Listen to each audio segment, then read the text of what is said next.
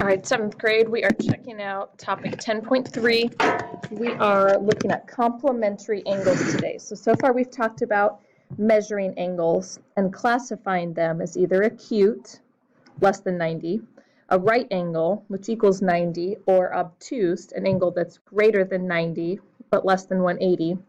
And then we talked about our first kind of angle relationships, which was adjacent. So those are next door neighbors. They share a wall.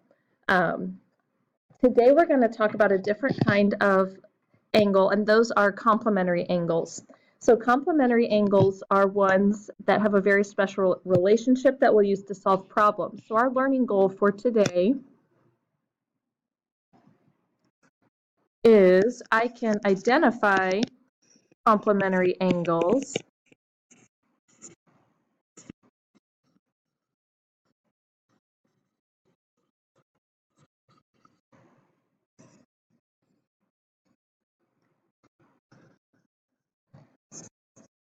and use their relationship to solve problems. So the way that these relate to each other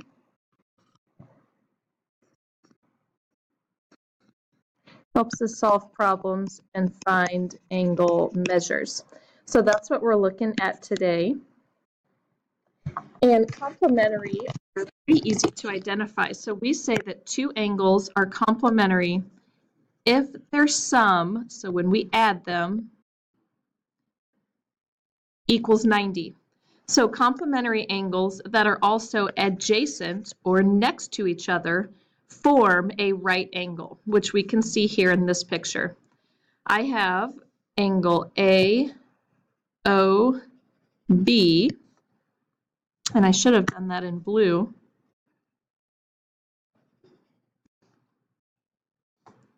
Which is 60 degrees, plus I have angle BOC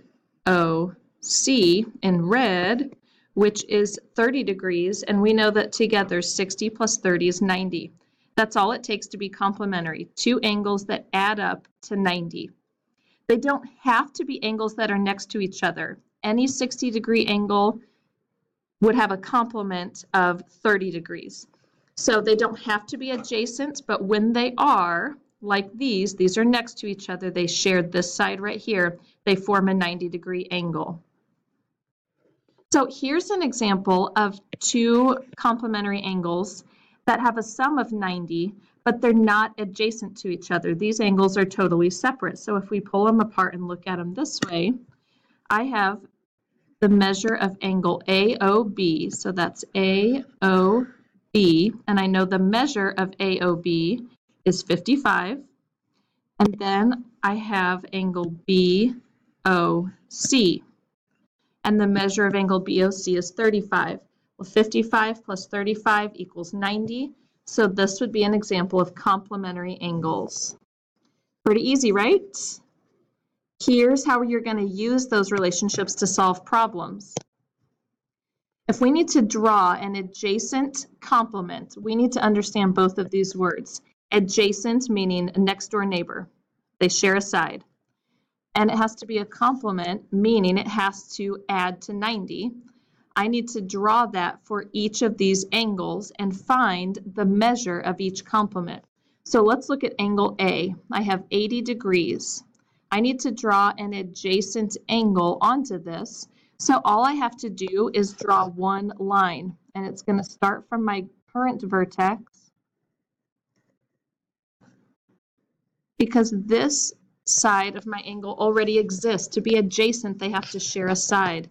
So now this teensy tiny little angle here, this is going to be my adjacent complement to 80 degrees. So I'm asking myself, 80 plus what equals 90? Or I might be saying 90 minus 80 equals what? And of course, that's a difference of 10 degrees. So this angle must be a 10-degree angle. Let's look for an adjacent complement on part B. Right now I have a 30-degree angle. I want to turn this into a right angle. So I'm going to add this line so that together I have two angles side by side that add to 90. Now this green angle I've just drawn has to add to 90. So I already have 30 degrees. So I'm saying 30 plus what equals 90? Well, 30 plus 60 would equal 90, so this must be a 60-degree angle. And finally, I have a 45-degree angle given to me, but I want to turn it into a 90-degree angle. So I'm going to add a ray here, and that gives me this angle. And to find out the measure of this angle, I know that 90 minus 45 will give me the measure of this angle. And in fact, 45 plus 45 equals 90. So the adjacent complement would be this 45-degree angle. So sometimes we are going to be given a diagram with a lot of angles like this one. And we need to name two angles that are not complementary. Well, I can pick any two that just don't add to 90. For example, I have angle AFB. Angle AFB equals 75 degrees, right? Well, if I find another 75-degree angle, like CFD, I know that 75 plus 75 is way larger than 90. So that would be a pair of angles that are not complementary.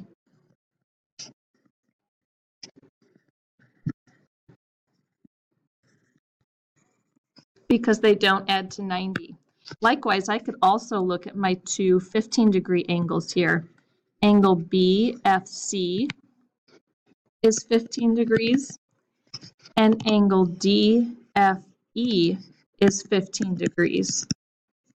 15 plus 15 is only 30, so those would be another pair of angles that are not complementary. Now let's consider your friend claims that all complementary angles must be acute angles. Let's try to decide if that's right. What does it mean to be acute? Remember, if you think of acute angles, think of a little teensy tiny cute angle. Those are the little ones. So acute means less than 90 degrees. Can I ever have a complementary angle that is greater than 90? I want you to think about that for your ticket out the door today. If acute angles are ones that are less than 90, can a complementary angle ever be, do they have to be acute, or could they ever be right or obtuse angles? All right, the last two kinds of questions that you're going to see on your homework is finding the value of x, just like we were doing with adjacent angles. So let's take this diagram here. First thing I see is that I have a right angle. I know it's a right angle because it's labeled as a right angle. And this angle is divided into two adjacent angles. One of those angles is 47.6 degrees. The other one is x. I know these are complementary because this angle plus this one add to 90. So if I need to find the value of x, then I'm just going to say that x plus 47.6 equals 90. And now I have a one-step equation to solve. If I want to get x by itself, I need to subtract 47.6 from both sides. And when I do that, I'm going to get a difference of 42.4 degrees. So x would be 42.4 degrees. And that way, both of these adjacent angles add to 90, which makes them complementary. So that's how we'll use the complementary angle relationship to help us solve problems. Let's check out our last one here. Angle 1 and angle 2 are complementary angles. And we know that from the question, but also from the diagram, because these two adjacent angles we can see have formed a right angle. So that means angle 1 plus angle 2 must equal 90. So if I know that angle 1 is 24 degrees, and I know that angle 2 is 3x, Together, those have to equal 90. So now I just have a two-step equation to solve.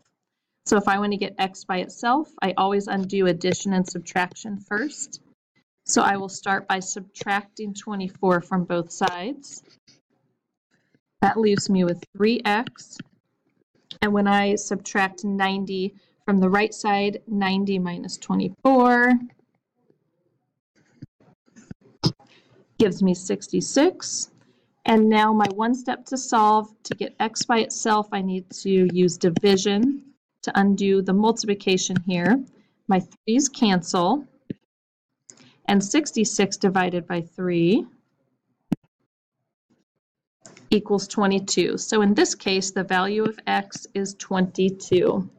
And that is all there is to complementary angles. It is your turn to practice. You can pull up your 10.3 digits homework.